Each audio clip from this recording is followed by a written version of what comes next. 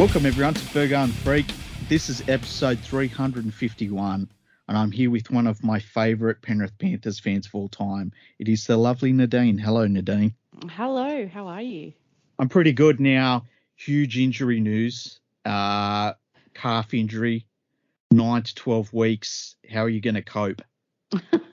Very slowly at this stage.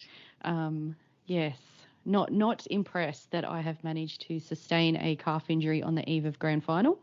Yep. Yeah, I'll be right for season 2022 though. Excellent.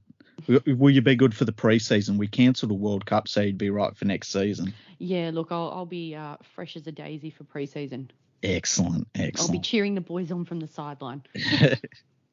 So, our team, we're both Panthers fans. Our team has made the grand final for the second straight year.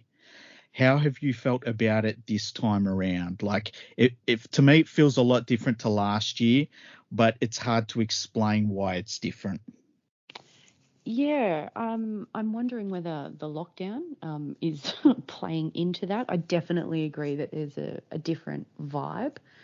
I'm not as nervous as last year. Mm-hmm. And it could be the, lose one to win one mentality, or at least be in one, knowing what the pain of losing it is doing in terms of fueling. But yeah, there's definitely a different vibe about it. And it is hard to put your finger on it, definitely. Yeah, and it's weird because it wasn't that long ago they literally said you had to lose a grand final to win a grand final.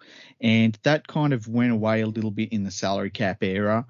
But I think because we've got such a young team, it's the youngest team in the competition still, I think that experience they went through last year and the way that they started the game so poorly last year, I think that's going to be something they can really take into this match. And, they can think to themselves like, oh, if we don't give up 12 points from penalties, we're ahead of where we would be than we were last year. You know what I mean? Correct. And I think, they'll take a lot out of having to do things the hard way. In terms of obviously having to play every week. There's been a lot of discussion around will they be battle hardened versus will they have enough in the tank to sustain them, given that, South have essentially played one less game. But, time will tell. It's been really fascinating reading some of the actual grand final lead up media this week, as opposed to some of the beat up journalism. But, there's been a lot of talk around what the pre-season looked like for Penrith off the back of that loss. And, they were talking about James Fisher-Harris in particular, essentially was of his own volition back training, using the gym at the Panthers Academy the week after, basically gave himself a week to lick his wounds, feel sorry for himself, and then he was back in it. And, slowly but surely,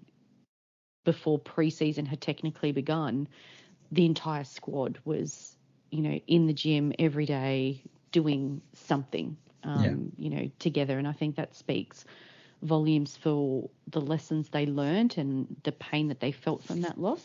Yeah. And a desire to obviously want to do better. So, yeah, that's something to look at. A bit nervous about the Benji factor.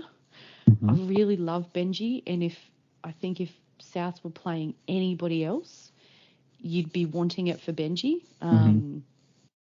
But yeah, he's just got that ability to turn it on when he needs to. So that concerns me more than almost anybody else, to be fair, in that South team. Yeah, I think that's one thing after their win last week, South's win over Manly last week, and you could see them really come together and celebrate that they'd got into the grand final. And you could see it kind of hit me that there was so much within the grand final now for them. It's Wayne Bennett's last game in charge. Benji's probably his last game playing in the NRL, although I hope he plays next year. Adam Reynolds leaving. It could be their last shot at this, and it could be the end of their window closing. And it just all of a sudden it went from Souths are going to be pretty happy to make the grand final to, this is a massive, massive moment in this club's history, and it's not to be underestimated. No, absolutely. I think the fact that, Russell Crowe's also digging out the old bell, I thought that's very interesting, because, when they made the grand final in 2014, and it seemed like that was something that it was such a momentous occasion for them, because it had been so long since they'd been in a grand final that the bell was a one-off. Yeah. And now I'm like, is it now just a gimmick? It's coming out every time you make a grand final? I don't quite know how to take this. Do I care that it's there? No. Do I wish that the big bell that we used to have at Panther Stadium was somehow being hoisted over the top of Lang Park with, I don't know, Royce Simmons ceremoniously gonging it to signal the Panthers running out? Hell yes, I do. But, all these people who are up in arms about this bell being rung and carrying on. Weird. Just what? Why? Who cares? People saying it's, we're the higher ranked team, so it's our home game and they shouldn't be allowed to ring the bell. It's like, dude, it's a bell. It's also nobody's home game. Yeah. FYI. I think it all plays into the general miserableness of Twitter at times, where everyone's just got a reason to be unhappy about something. It's like, can we calm down? I know. I actually Outrage like culture. I like that they're pulling out the bell. I know in the grand final it was Bob McCarthy rang the first one in 2014 when they were in that grand final, and now this time it's going to be Isaac Luke. But there was some news today that come out that they will cap the crowd in Brisbane at 39,000 because of a massive COVID outbreak. I think 6 people have COVID in Brisbane. And so, obviously we've got to limit freedoms. And there's a little bit of talk going around that they would look to possibly postpone the grand final if the outbreak, for whatever reason, spiked immediately. I don't think that they'll do that, though. I think that they'll forge ahead. Yeah, obviously, from what's being reported, that the postponement would be an absolute, last case scenario. Clearly, the NRL, though, does not want to be playing in an empty stadium. They've made that clear from day dot.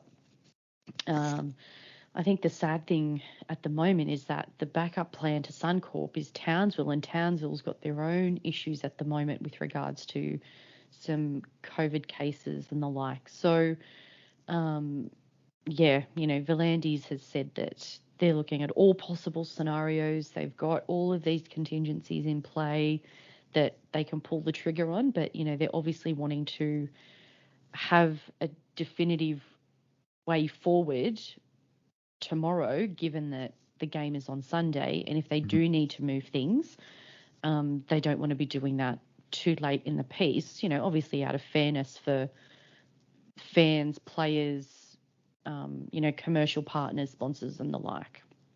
Yeah, it makes me wonder, when does it become unfair to the teams? Like, if they got a warning on Friday that, say, and I'm just tossing this up, but say the game had been moved back to Sydney at Stadium Australia at Homebush, and there'd been some deal worked out, and as we were talking about before the podcast, it was a deal where you had to show you were double vaccinated to attend the grand final or something like that. If both teams got a warning that was happening Friday morning, is that enough time for them, or is it unfair at that point? Saturday, it's definitely unfair. It's too late. And I would suggest that then you're starting to look at postponing a week. Although it has to be said, does the grand final need to be on a Sunday? Like, if say they postponed it to a Wednesday, do we lose anything? Do you really like? Yeah, more. Well, technically no, I Yeah. suppose, because you play State of Origin on a Wednesday night. Yeah. Having said that, you're minimising your exposure True. rather than maximising it. Obviously, the reason why the NRL swooped in on holding it over the long weekend when this was up for grabs post the Olympics was to maximise the exposure. Yeah. And the fact that everybody, well, not everybody, but the eastern states at least have a public holiday on Monday. So because for the longest time, this weekend was earmarked for the Bathurst 1000. Mm-hmm. And then scheduling, because of the Olympics, changed all of that. All bets were off. And so post the 2000 Olympic buzz, the NRL were very, very quick to come in and say that's the weekend that we will be holding our grand final. And that's why the Bathurst weekend ended up being pushed back 2 weeks. Mm-hmm. So there's a bit of history for people who weren't aware of why the Bathurst 1000 ended up moving from its traditional October long weekend date. I think that, if they're going to move it, they need to tell teams tomorrow. Tomorrow's the day. It's either it's sink or swim. So, if it's going to Townsville, then they need to tell them tomorrow. Like, Brisbane to Townsville is not a short flight. No. And not if you are also nursing players through injuries. Sitting on a plane for any period of time, or even a bus coming from the Sunshine Coast. I mean, it's only a couple of hours, or not even, but, that's just all extra things you've got to worry about. Adam Reynolds has got his groin injury, sitting on a plane for that long. What's the extra rehab that he needs to do once he gets off that plane? And, Dylan Edwards and Brian To'o with, their foot and ankle injuries. What additional rehab will they need to do, if they're sitting on a plane for that period of time, and, so on and so forth across both squads. Really fascinating. Fascinating.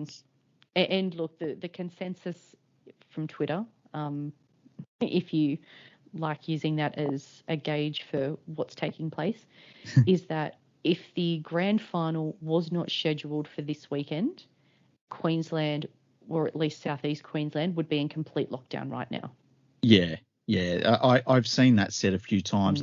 And I feel like if the grand final is put back a week, and I really don't think it will be, but if it is, I think they would look to move the game to Sydney. And I might be wrong about that. They might even look to play the game in somewhere like Auckland or somewhere weird, but just get the game played in front of fans.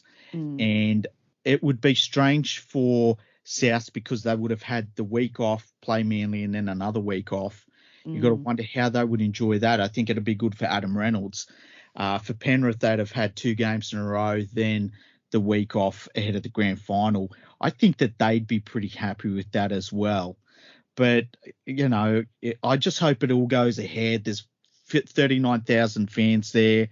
It's still going to be a really good atmosphere in that stadium with 39,000 fans, which is agreed. Cool. So, and look, 39,000 fans would be much bigger than they got for the 2 semi-final games, and the atmosphere for those games I thought was all right. Yeah, look, it wasn't too bad. It sounded quite loud. I don't know if they were using artificial noise or not still, but I heard some snippets of Paul Kent blowing up Deluxe on the radio on the weekend about the poor crowd attendance over the final series, and basically it was more about rubbishing claims that, Queensland is rugby league heartland and that they love their rugby league and so on and so forth, when the stadium wasn't even full for, a preliminary final. So how much do they actually love it? I actually think they still had some capacity issues last week, though. I'm positive that they weren't able to have it as a sellout, but I could be mistaken. It's also such a weird time too. Like, there's so much going on, and you've got so many restrictions on all sorts of things. And I know it's different up there in Queensland, but it's not business as usual up in Queensland, that's for sure. And No, definitely not. I can see where if you're a Queensland Rugby League supporter where you've thought to yourself, look, I can pay my ticket and there is the possibility I won't be able to go still, or I can just watch it at home and it's still, fantastic to watch at home. And especially when you consider that no Queensland teams were in the semi-finals as well. I don't know. I think it's not the time for a criticism like that. But having said that, if Paul Kent isn't criticising the game of rugby league or people within it, then is he saying anything? Because that's all he does. He's just a fucking miserable idiot. Miserable little gnome, that Yeah. man.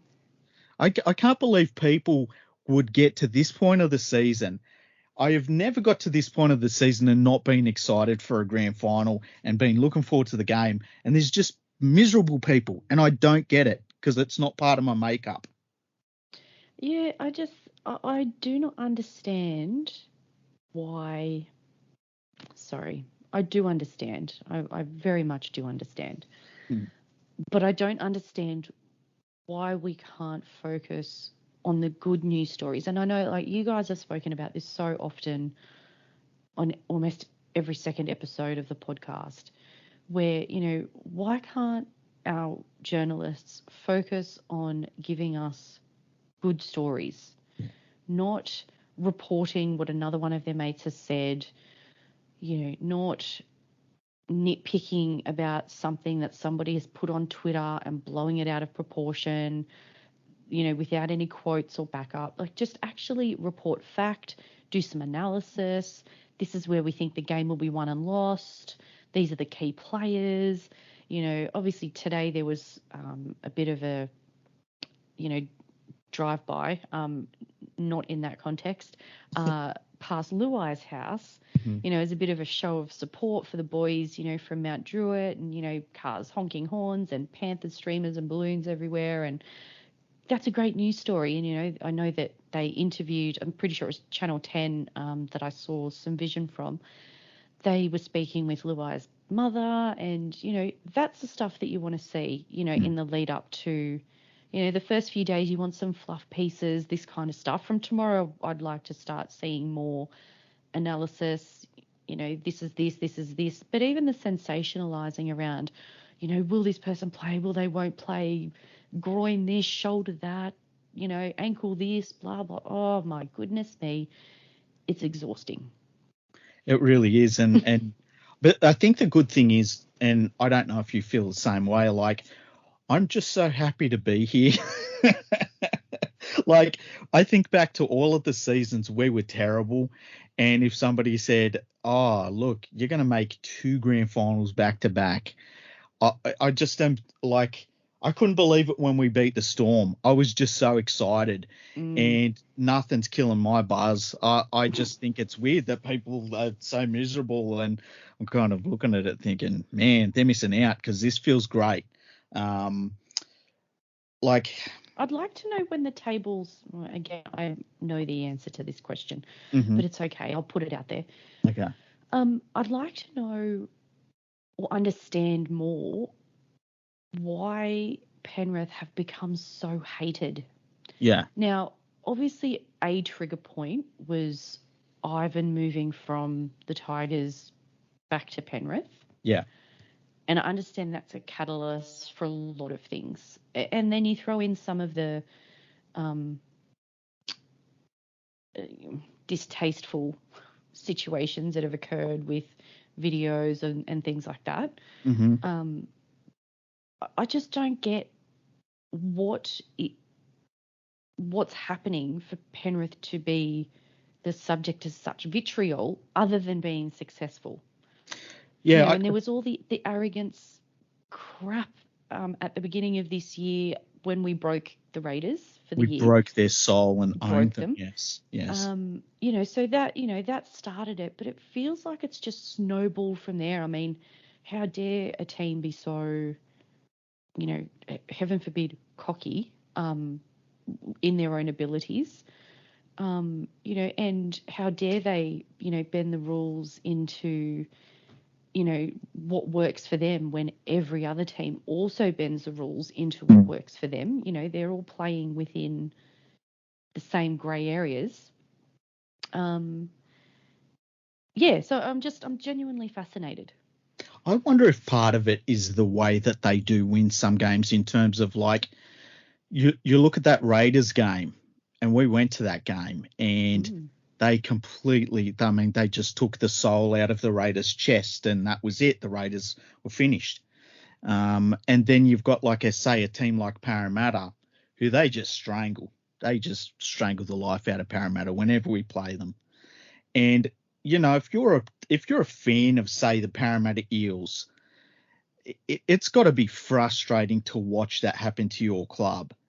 And I don't know, maybe that manifests itself in like ill feelings towards the Panthers. Because I can imagine if that was happening to the Panthers, you'd be like, oh man, this sucks, and that's the only thing I can think of, because it is weird that people would be like, oh, look at these bastards winning games and being happy. Like, what do they expect them to be like? Yeah, it's just, as I said, it genuinely, I'm really fascinated. And, as I was saying, we were discussing before we started recording, sometimes I think what Penrith fans, potentially some of the Panthers staff, need to also start realising is people throw mud when they can't do anything else. So for a long time it was, oh, Melbourne's getting away with murder and wrestling this and chicken wing that and slowing the ruck down here, and look, the Roosters and the salary cap sombrero. I mean, God, how long has that been the running joke? And I think the fact that it's now about, Penrith are mastering the dark arts of how to manipulate potentially the HIA or trainers on the field or whatever. Take it as a compliment, like, with both hands, and run with it, because it's not going to get any better than that. Like, no, really. And like, there's part of me that, and I said this to Andrew in the last podcast, where in 2003 we sort of went from wooden spooners to premiership winner in 2 years. And then we kind of disappeared pretty quick. 2 years later, it was kind of all over after the premiership win. And so we weren't around long enough to be good enough for people to, get pissy at us. We kind of were the plucky champions that come out of nowhere and then just went. This time around, this team's a little bit different because it's much younger. They've won so many. I mean, we've won more games in 2 seasons, even one of them being shorter, than we've ever won in 2 seasons back to back in our whole history.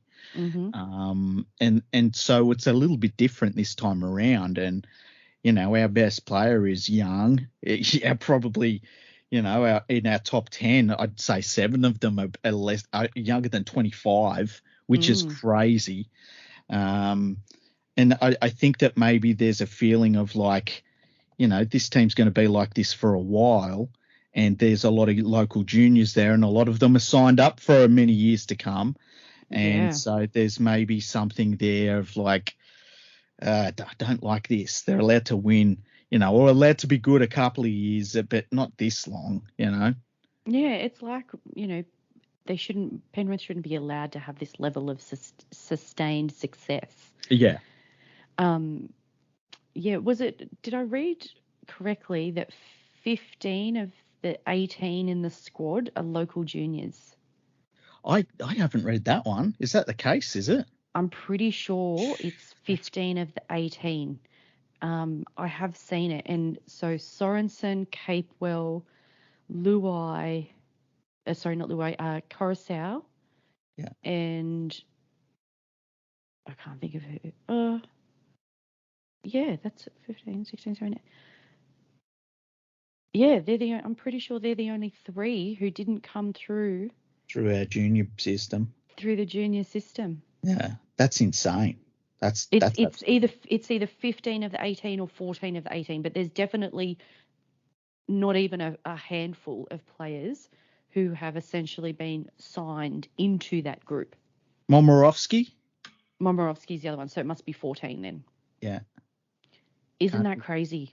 That's insane. Oh, and he's late to the party, and he's not there because he's injured. I was going to say Tavita Pangai Jr., who come to our club. I mean, I wish he could stay. I know. Because I wish he could even play this weekend. I know. He's just come to the club. I think it's been good for him. I think it's been good for the club. And he fit right in, and it was just no adjustment period. He just went straight in, and he was great for us. And I felt so sorry that he got injured and won't be able to play in the grand final because he really deserved it. Yeah, I agree. He's been so good. So good. Ridiculous. But yeah, so that's, fun times ahead. We're just amazing. Now you sent sum up the last 15 minutes. Yeah. If you're not a Panthers fan, you shouldn't be listening at this point. I'm sorry. Now you sent a thing to myself and Andrew earlier today, and it was who's going to be the first try scorer, who's going to win the grand final, and who is going to be the Clive Churchill medalist. I won't say who my picks are, right? But who are your picks? Well, they could go to Fergo on the Freak Instagram and see who you chose. Oh, shit. I didn't realise my choices were public. Yes. Holy crap. There we go. I did put that full disclosure. You didn't read my message properly because I said I will post this on the podcast Instagram. I'm sorry. I must have been thinking about what I was going to have for bloody dinner at that point or something really important. Okay. Well, yeah, go to Fergo and the Freak Pod on Instagram and just see what we pick. Yep, exactly. I haven't put mine up yet, but I will release this information now. And I don't think it's going to be revolutionary. I do actually am putting my money where my mouth is because I do have this bet on as well. So I have got To'o as first try scorer. Clearly I have the Panthers. And Cleary as the Clive Churchill. However, a bit of value, Isaiah Yeo. I agree with you. I agree. I think he's great value. At the moment, I'm not going to say at the moment, but when I last looked at the betting agency I use, he was paying $13, which I thought was very good odds. Wow. Yeah. That's pretty amazing. And I always think with the Clive Churchill medalist, they like it to be a name, but every so often it'll be just somebody that they like footballers like. I don't know how to explain it. Or it's from the opposing team that loses. Oh, it better not be. It better not be. Well, I don't know if you heard this through the week. So here's a conspiracy theory laying in wait. Okay. Is it what's her name that gives the medal out? Is it June? Joyce. Yeah. I knew it started with J. Sorry, it's very disrespectful. She has said, I'd really like someone from South to win it. Mm-hmm. So watch this space if Penrith win, or when Penrith win, and the Clive Churchill goes to someone from South. Just saying. Imagine if she just got up and just decided to name someone herself. Oh, that's so gangster. That would actually be okay. That would, yeah. I'd be like, I can't even be mad at that. She's earned that right. She goes, and the winner of the Clive Churchill medal is Latrell Mitchell. Isaac Luke. Yeah. Oh, it'd be great. That'd be mad. Oh, ballin'. That'd be great. Yeah, so that's my official pick, though, is To'o, Panthers, Cleary. Okay. I like that pick, and I like the other one as well. I think that if Penrith win it, it would be really hard to not give it to Cleary. Someone's going to have to play a blinder of a game because, I always think back when Brett Morley won it for the Storm, and it dead set should have been Tuera that got it. Like, yes. He played like a man possessed. I actually was tweeting about that today, like the best individual grand final performances you ever seen. And he's like, it was him and Luke Brittis for me that stood out. And yeah, they gave Tuera Clive Churchill medal to Brett Morley. It was disgraceful. Yes. Well, it happens, every now and again. There's just some clangers of decisions. It really is. Yes. And so what do you think will be South's attacking plays? Like, where do you think that they will try to target? Well, their left-hand side's great. And I just think that will be where they go all game. I also Now, think that from memory, when Penrith and South met in week 1, was Charlie Staines playing? That's a good question. I can't remember that. You know who I think it was? I think it was Nadine was in the side. And their defense over the Panthers' defense on that side of the field was all right at times, but they just didn't play well overall. The other thing that I think Penrith are vulnerable with is if you kick across field and you can drop that ball just down on top of the center's head, I think that's an area where you can get Penrith as well. There's been some thought that you can get them through the middle of the field with a few sort of funny little plays, but I don't like the idea of going through this Penrith defence. I think you've got to kind of go around them or go over the top of them because they'll tackle all day. Like the forwards are ridiculous. They'll tackle all day.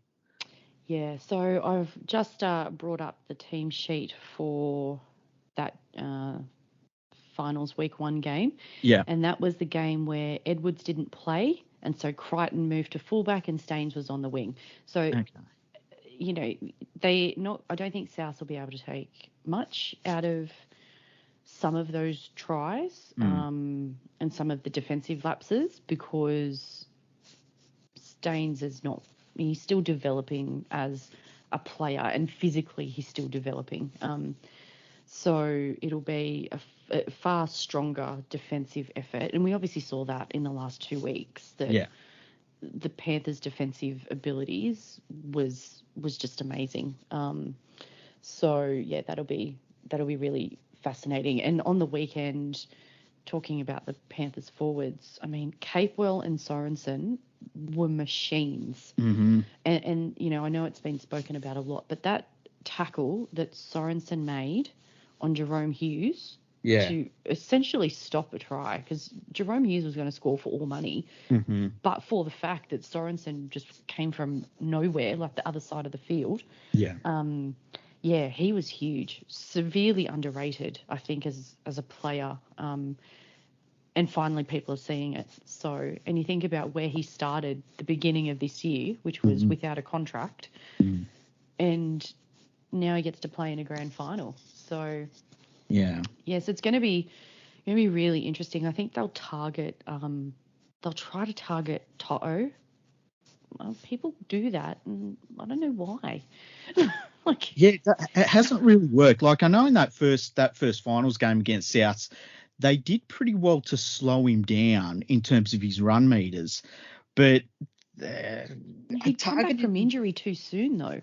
Yeah, that's the other thing. But targeting him has not worked yet. It's like trying to target Josh Adokar. Like that it's just a bad idea. Yes, it'll be very, very interesting. Just to see how South change their attacking play.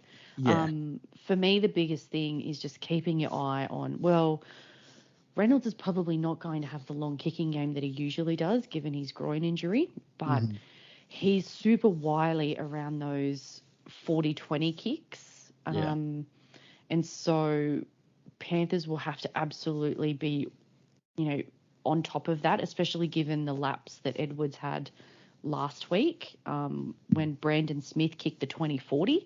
Because he just had no idea about where Brandon Smith was on the field and what that was doing in relation to where he was allowing that kick to essentially go into touch. Should we give people an insight into the breakdowns we have over Dylan Edwards every single week? Like literal breakdowns. Every week. Every fucking week.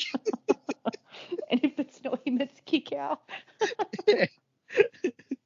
Oh, shit. And then we death ride the crap out of them and then they do something amazing. So we shall not be stopping that practice. Yeah, it will continue. Have there been things that you did last year that and like obviously things like leaving the house, but leaving the house without a mask on, stuff like that. But has there been anything you did last year that you have not done this year but on purpose?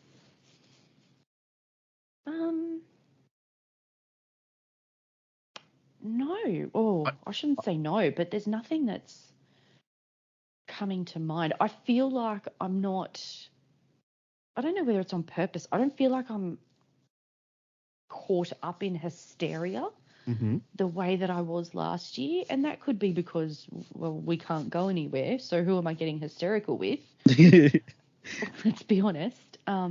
This time last year, well, a bit sooner, we decorated the gym, and we had news crews at the gym every day wanting to interview Mark and talk about the Panthers and all that kind of stuff. And it was literally every day a different news crew, a different radio crew, live crosses, whatever. So I think that fed into that hysteria vibe. Yeah. I've not really felt that this year, and I think it's just a result of not going anywhere and not really being allowed to go anywhere. I'm wearing my Panthers mask this week, so I have cloth masks that I rotate every week, rather than using those stupid surgical masks.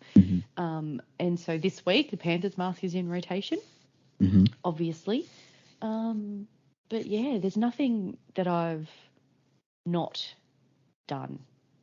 I've worn Panthers gear every day though. Okay, so whether it be a mask or a jumper or a shirt or something. But I didn't do that last year. See, the only thing I haven't done is get the grand final T-shirt. The one that's like you're in the grand. Yeah. I didn't get that this year. I got it last year. I didn't get that this year. Okay, all right. That's made me think. Last year I bought every shirt for my daughter. Yeah. Minor premiers, finalists, grand finalists, whatever. Bought her everything. This year, bought her nothing except the grand final tee. Okay. So yeah. I'm not, and she was like, "Oh, can I get that?" I was like, "No, I'm not buying that this year." No, I'm not buying that this year. Yeah, I couldn't do it. I was just like, I don't even think I looked at it for that long. Oh, I think I was still jumping up and down like a maniac when I saw the announcement that they had gone on sale. And I feel like I was still, I wasn't, I was still in that post-win hysterica moment and just bought it. Like it took me about 35 seconds to just go, yep, pay. So... That's so fun. And then I was like, oh, I hope I ordered the right size. So what are your plans for grand final day? Like, have you got something set out where, are you going to have a barbecue at home, or are you going to? Oh, yes. Yeah. Yeah. So we'll do like pancake breakfast. Mm-hmm. And then potter around the house. Well, the plan was to potter around the house. I won't be pottering anywhere given my injury. So have you got some crutches? No, I will just be lying down, resting. I bought my husband for Father's Day a Wham Bam new pellet smoker. Oh, yes. And that shall be getting christened on grand final day. So he's been away for work for the last couple of months. So I have really resisted temptation to use it when he's not been here. Yeah. So yeah, that will be getting christened on Sunday. Probably not with anything too fancy, like not a brisket or, pork butt or anything like that. We might just do maybe some tomahawks, something like that, baked potatoes, corn on the cob, that kind of gear. Yeah, that's about it. It's such a shame that we can't have people over. We can't go anywhere to watch it. I did seriously consider renting an external, like an outdoor projector setup situation and going to a park. Oh, wow. And if people happen to just show up that I happen to know and happen to just sit in other areas, well, so be it. Having gone through public health orders with a fine-tooth comb, I don't think I would get that I wouldn't get away with that, frankly. Yeah. So You know what? I've erred on the side of caution.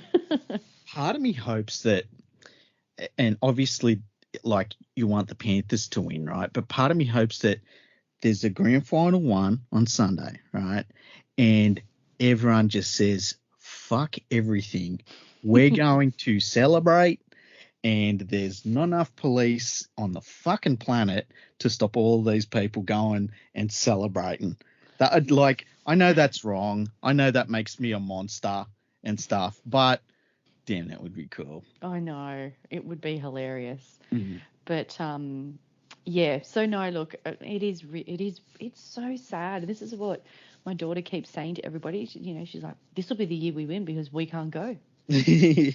And we have been to every grand final since 2012, irrespective of who's been in it. Like, we just, I know you know this, we just love footy. Yeah. And we will be there at gates open, and we'll do the whole experience. And it doesn't matter if it's 37 degrees, we will be there the entire bloody day, and we will watch every grade, and we will do everything. And so it's actually really sad that we're not going, and it's not by choice. Yeah. So I've got friends who, for the last 3 weeks, we've been trying to figure out, how do we get into Queensland? And it's like, do we say that we're leaving abusive relationships, not to make light of that situation? But how can we flee into Just Queensland? finding a way. And I was like, God damn. So legitimate questions are, how could we flee into Queensland? I don't know if anybody really wants to get into Queensland right now, but Well, I've had this conversation a couple of times this week where there's two things you'd have to do. Number one, you'd have to have someone in Queensland to buy tickets for you, right? correct. And then number two, you would have to go thinking, I'm willing to get fined $5,000. But the way that I would think about it is that if you crossed but you didn't cross on the coast, like, I think you'd almost have to go to the border and walk over the border somewhere and get picked up by somebody that knew you in Queensland, right? And then you would have to leave all of your devices at home. You couldn't have any devices on you. And then none of you could talk about it until, like, probably 8 months from now. Fight Club. Yeah, it'd be like Fight Club. I do know of somebody who last lockdown, not this current situation, was seriously considering, and when I say seriously considering, I'm talking was like days away from doing what you just said. Yeah. Just literally backpack, walk across the border, because you could do that. Like, when I was holidaying on the far north coast earlier this year when the border was closed, we did walk across the border to Coolangatta Beach, got a coffee, had a coffee, walked back. Nobody stopped us. Yeah. And yeah, I know of somebody who genuinely, that was what they were going to do. So they live in Queensland, had come to Sydney for a funeral and Christmas and some other things, but was being told they weren't allowed to go back without quarantining, or there was something going on. And that's how they were going to get around it. Exactly that scenario of just, I'm just going to walk across and go to the beach and then stroll on up and, someone's picking me up, and off they go. I don't understand the people that are Mexican going. cartel. Yeah. I just don't understand the people that are trying to get over the border on the main roads. It's like, seriously, drive 10 minutes up the road. As you know, this is a border that is so long that, I mean, look, there's a whole range of stories from last lockdown about farmers opening up random cattle gates on their, in their farms, which just happened to straddle, Queensland, New South Wales, and people were getting through that way. If people really want to cross, they'll cross. Yeah. But yeah, it is a shame that neither team can have, probably the bulk of their core members able to attend. And, now you've got the situation where the last 15,000 people to have purchased tickets are going to miss out. And one would suspect that a lot of those 15,000 are probably supporters of both of those teams because they've been waiting to find out, is my team going to make it? Mm-hmm. So that also seems, there's no real fair way to do it. Like, I think last in, first out is the fairest way to do it, unless you're going to cancel all tickets and start from scratch. Mm-hmm. But that seems to suck. I mean, it's going to suck anyway, but it really seems to suck. Yeah, when I heard that they were doing that, it was, I was the same. I was like, man, that's the worst. But there's so many things that are happening right now where you just got to say, man, it is what it is. What can you do? It's really unfortunate. I feel very sorry for those people, but I guess it would be very different if, because I think a lot of those tickets were the late ones that they sold. I guess it's better than if they'd had them for 6 months, Yeah. So, I still feel very sorry for those people. That's rotten. Now, do you have any big plans on grand final day? I was thinking maybe of just ordering pizza. I know I want to get my rum and cola in. I don't know if I will get smashed, but I will. And there's probably going to be a podcast that evening with Andrew. You're more than welcome to come on if you're in any state to come on. I don't know if I would be in a state to come on, win, lose or draw, but I'll do my best to come on the podcast. And yeah, but I just want to enjoy as much of the day as they're having, because obviously a lot of the lower grades and stuff aren't being played. And yeah, just enjoying it. As I said, I'm just loving that we've got a team that's around at this point of the season. And, if we lose, it's going to suck. It'll really suck, but damn. It will. And there's been a lot of talk. Oh, hang on, let me strike that. I don't know if there's been a lot of talk. I have heard of talk, let me rephrase, of what kind of scarring would another loss do to this team? Yeah. Given they're so young, it could go, I mean, as with anybody, it could go either way. Does it absolutely scar them to the point where they'll never get the monkey off their back?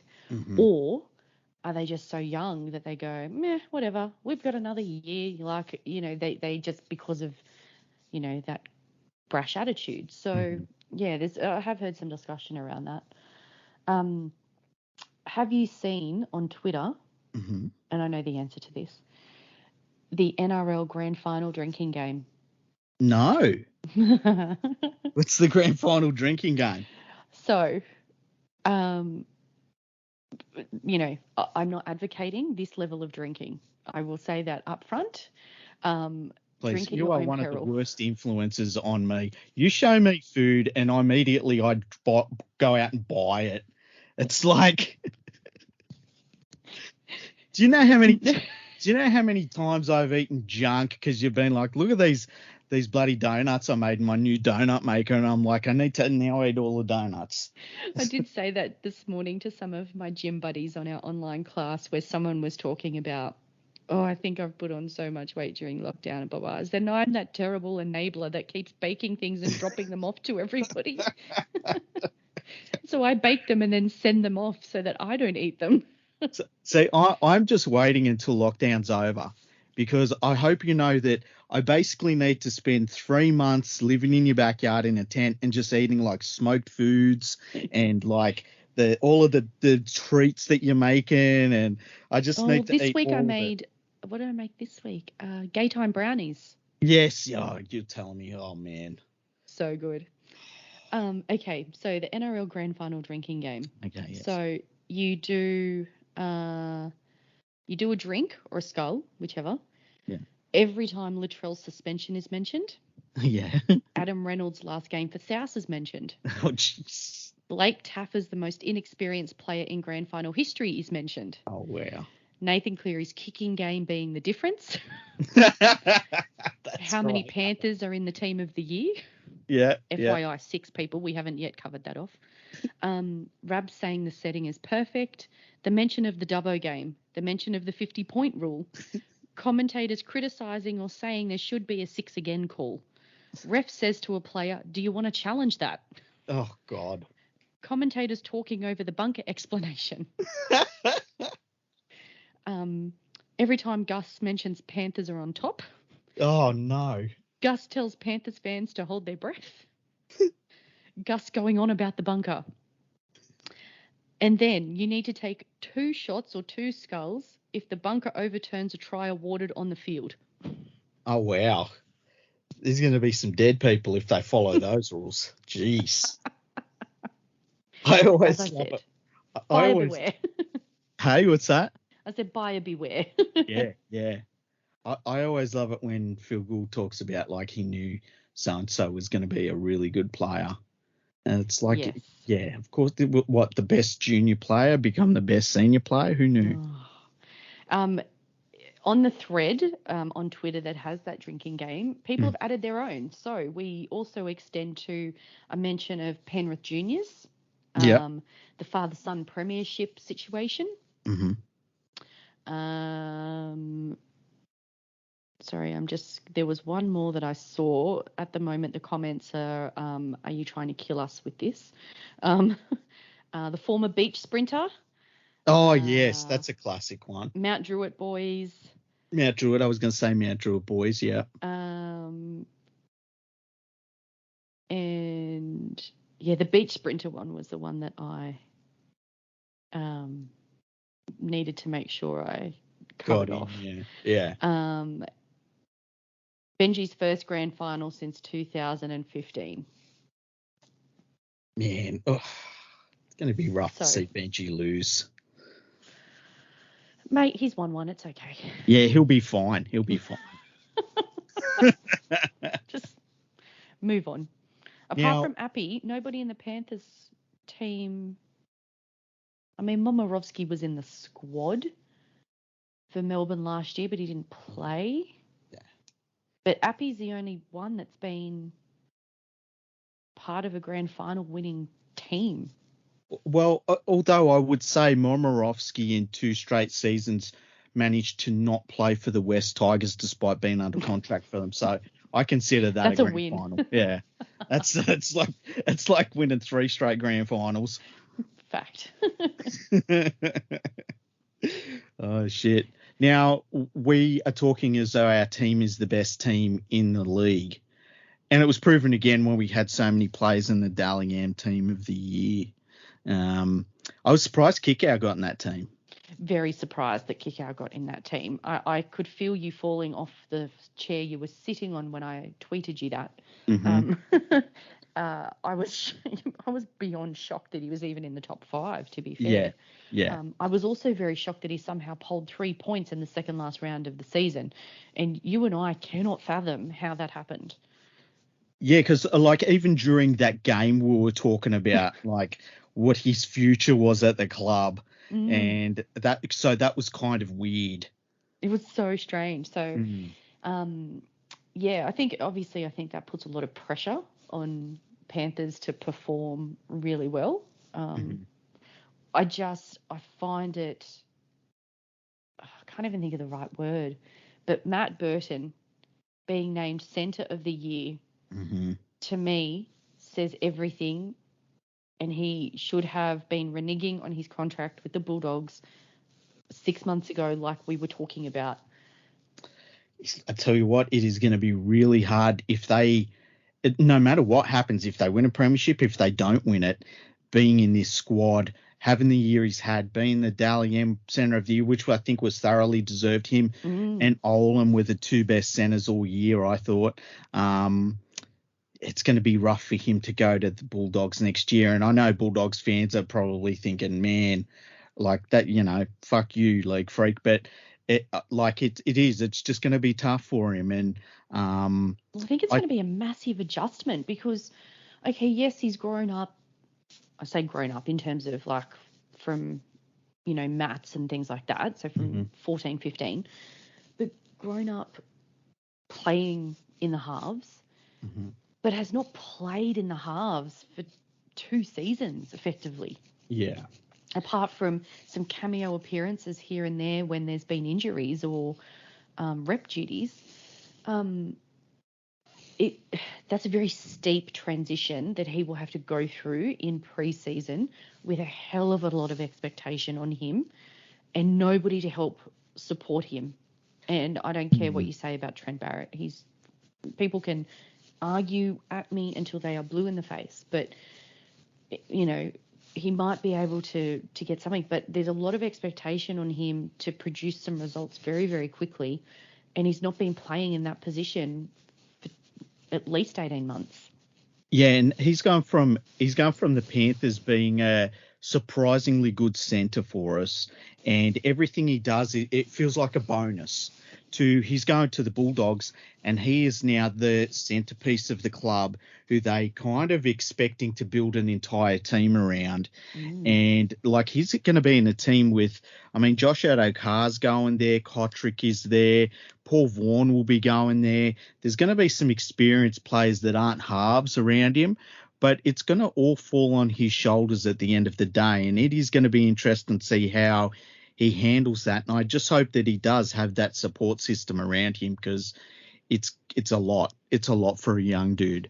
Yeah, absolutely. But it was interesting though, watching the awards ceremony, which was a punish. But they named To'o as winger of the year, and we couldn't really see him on the stage. And my daughter's saying, "Oh, where's Bizza?" And because Burton's there and blah blah blah. And then they did a bit of a wider shot, and I said, "Oh, well, obviously all the grand final players, they're trying to keep segregated just on stage a bit."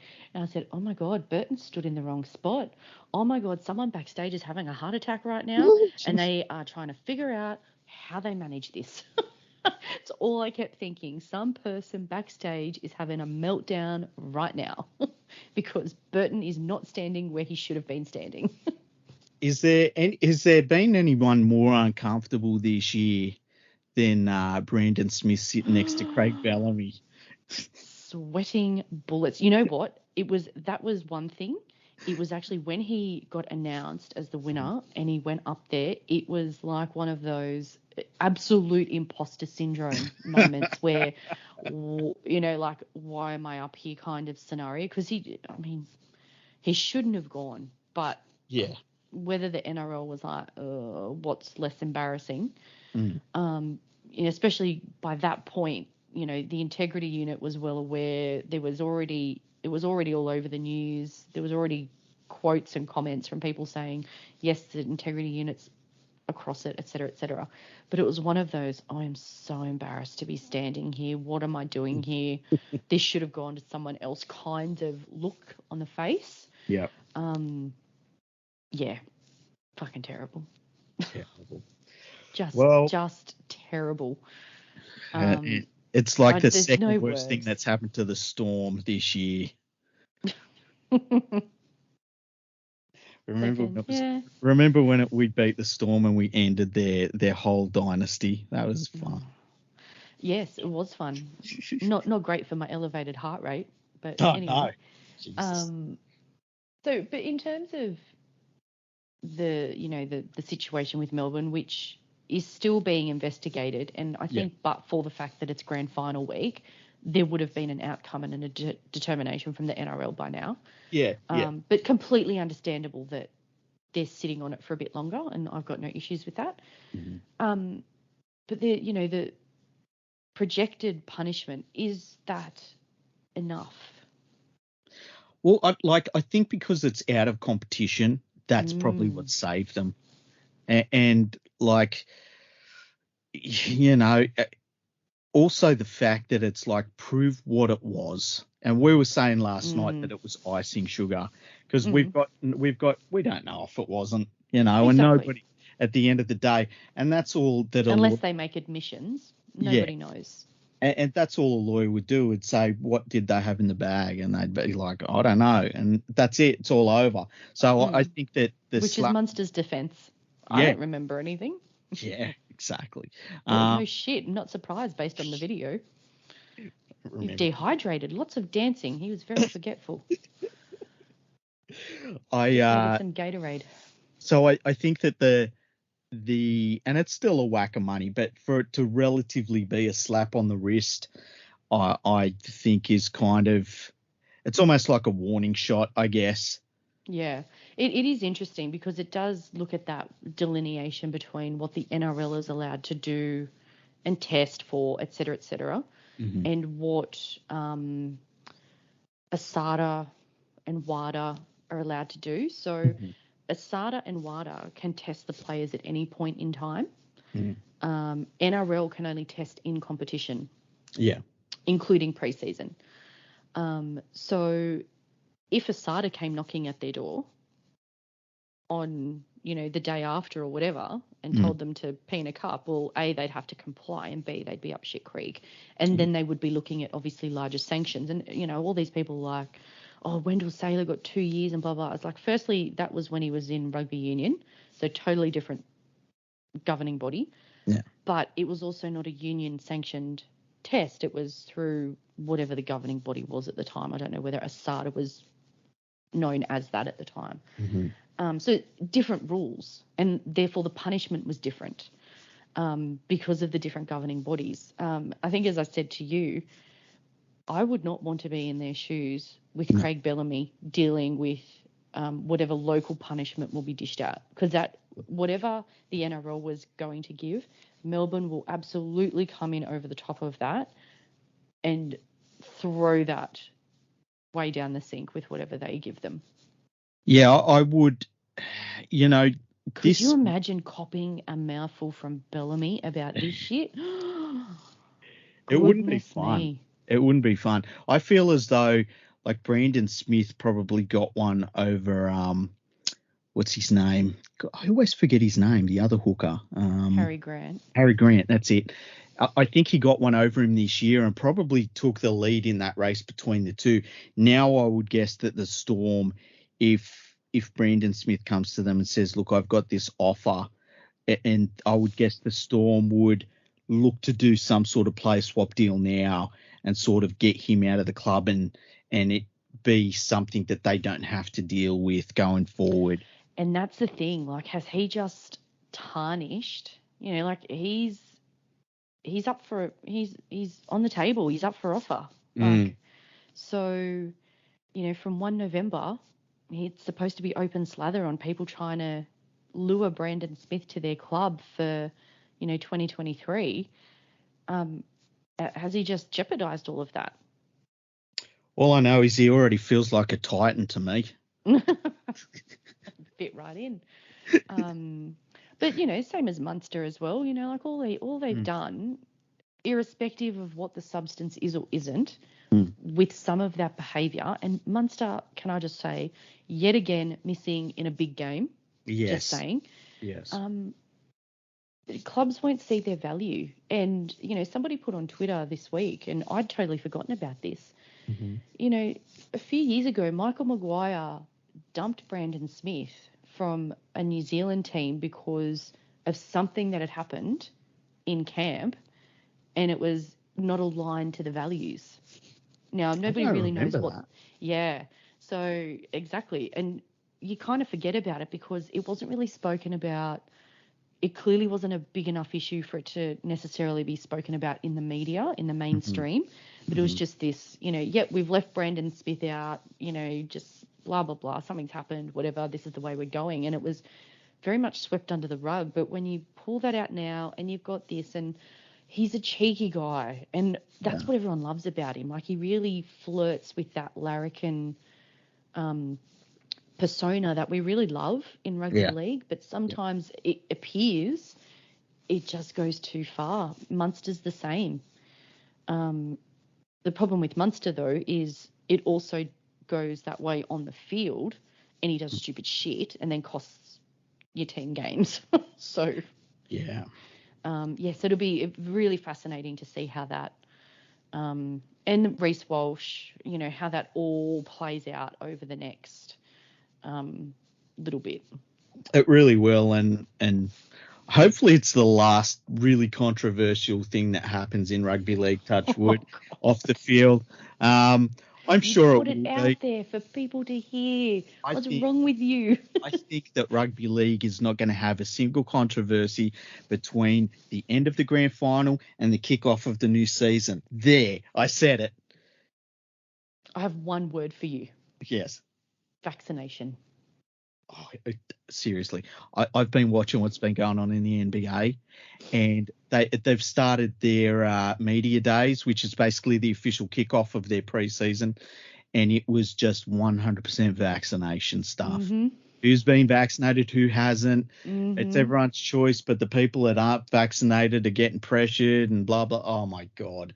And when I've been listening to it, I've just been like, this is just what's going to happen in rugby league in about 5.5 months from now. Exactly. I mean, it's already starting to kind of happen with what the Bulldogs have basically said to their players and staff this week. I mean, and it's not just rugby league, it's everywhere. You've obviously got workplaces that are mandating, obviously the government is mandating that aged care workers need to be vaccinated. That's the federal government. The New South Wales government is mandating that teachers need to be vaccinated. You've got businesses coming out saying we expect all our staff to be vaccinated. So these discussions are obviously ongoing in society generally.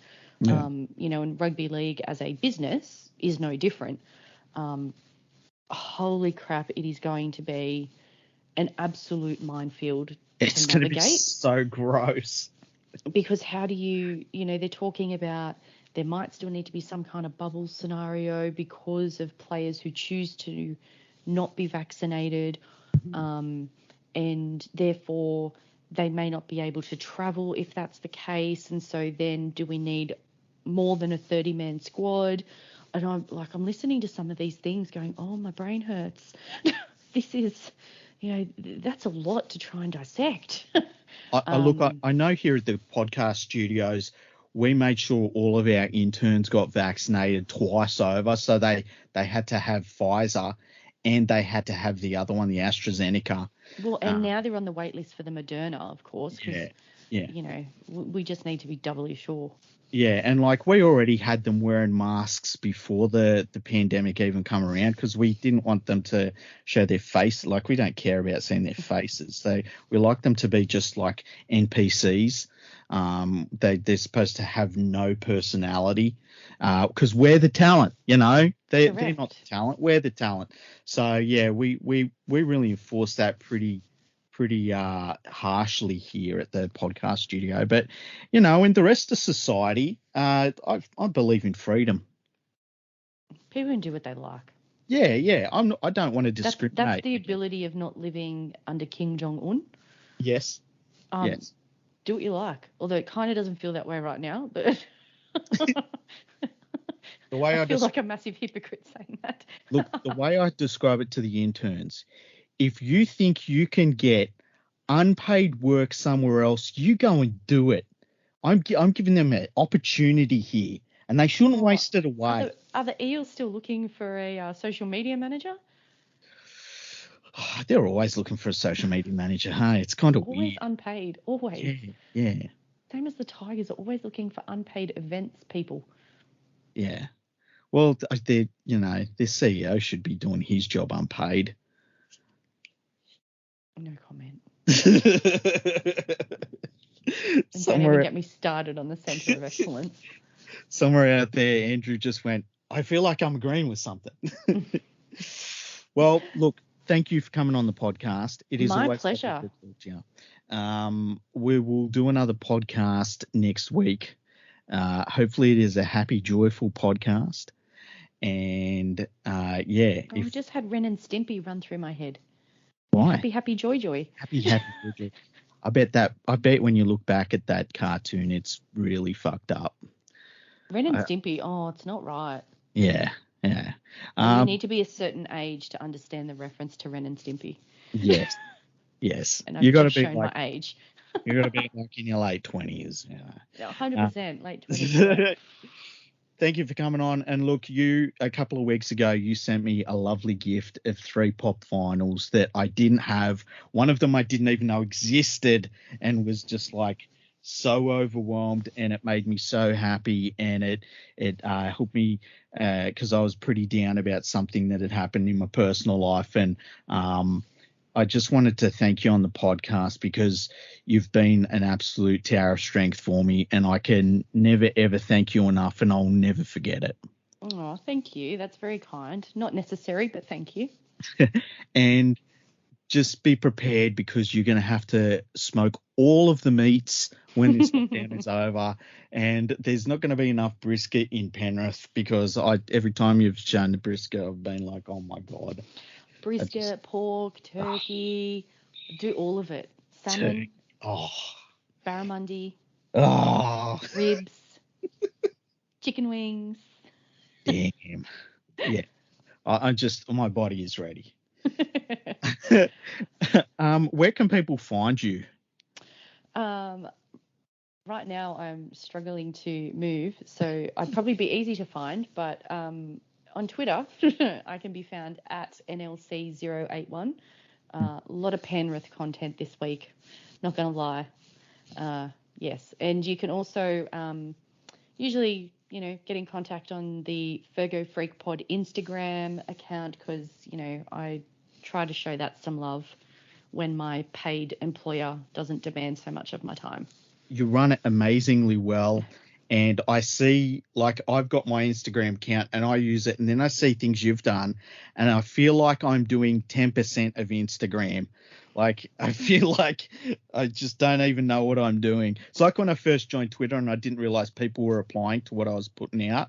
Because I would do it. You know how you could used to be able to just send a tweet? Well, I would just a text, sorry. So I would just send what I wanted to say via texts. And then I logged in about 8 months later and realized people had been replying to everything I'd been saying. So much to learn. I know, right? I know, right? And where can people find you, Freaky? Well, I have a website and it's called leaguefreak.com, and it's been around for a little bit. And so people can find me there. They can find me on Twitter at leaguefreak, no spaces. And there's also a Facebook page. What else have I got? Just go to leaguefreak.com. You can find it all there. Yep. Yeah. All right. Well, I hope that the next time we talk like this, we're like just fangirling over everything and we're all happy and that it's just greatness. So yes, fingers crossed. Yes, agreed. Let's go Panthers. Yeah, let's get this one done. Thank you to everyone for listening. Thank you to Nadine for coming on once again. And we will catch you for the next episode, which will be the official grand final preview. And then after that, it's going to be the big one, the grand final review. So it's been a big week on the podcast. So thank you, everyone, for listening.